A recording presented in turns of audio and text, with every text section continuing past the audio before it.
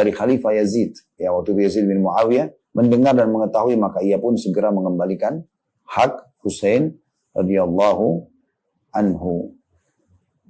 Dan kejadian ini tentunya memberi pelajaran dan hukum syar'i yang jelas bahwa dalam Islam membela yang benar dan walau bukan seorang muslim adalah bagian daripada agama dan ibadah. Nah, seperti itu kurang lebih. Yang keempat, perniagaan Nabi SAW. Nah, tadi masa anak-anak beliau belum berdagang. Beliau cuma ikut di kafilah dagang pamannya ya.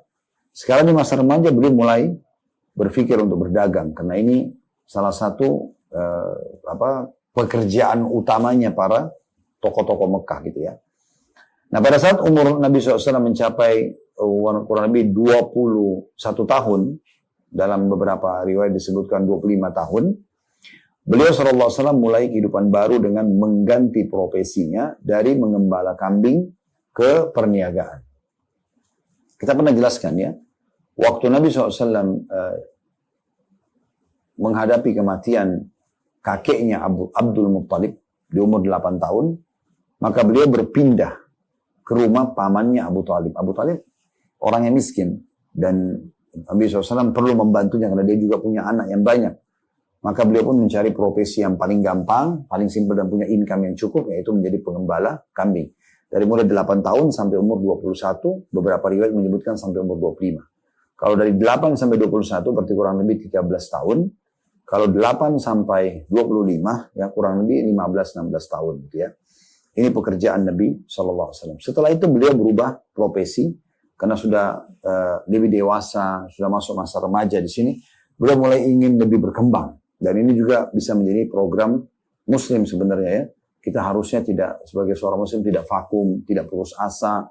Ya, kita harus selalu bergerak, ya, siap untuk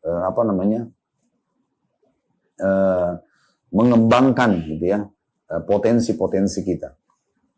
Kita masuk ke poin keempat di masa remaja beliau berniaga.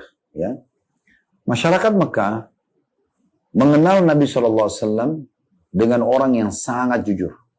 Belasan tahun beliau mengembala dombanya penduduk Mekah. Tidak ada satupun yang terkhianati. Bahkan semuanya merasa puas dengan pelayanan Nabi SAW.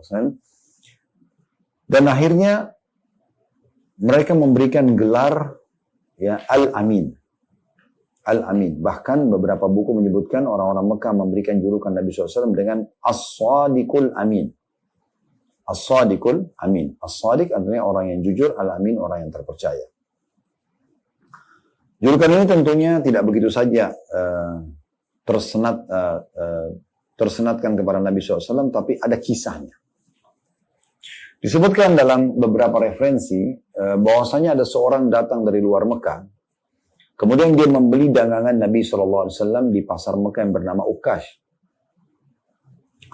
Satu orang tersebut selesai membeli dagangan Nabi SAW, ia menitipkan belanjaannya kepada Nabi SAW dan tawaf di Ka'bah.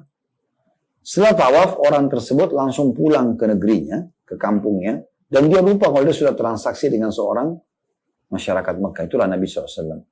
Dan subhanallah setelah 3 hari dia baru ingat. Maka orang ini pun kembali menemui Nabi SAW di pasar dan dia temukan Nabi masih dalam keadaan yang sama.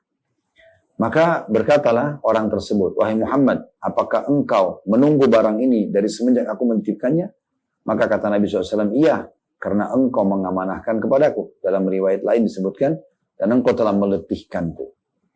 Nah, saat berita ini tersebar ke seluruh